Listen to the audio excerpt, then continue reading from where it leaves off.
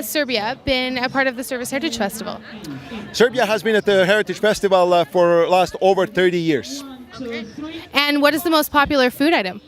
Most popular food item would be what we call cevapi, which is, again, minced meat fingers so that you can see on the other corner over there.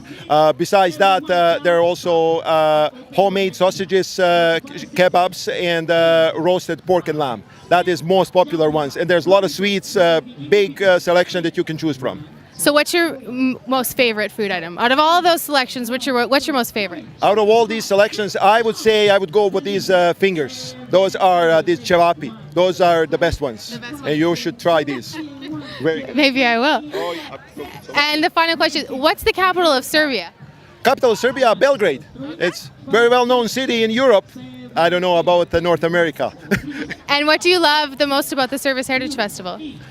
Service Heritage Festival is really the opportunity to get to know other traditions, other cultures, and see a variety and really realize how blessed we are to live in this country and to be part of this whole picture that is so nicely painted that I really have no words to describe it. And we are really proud to be part of this festival and looking forward to being a part of it for many years to come.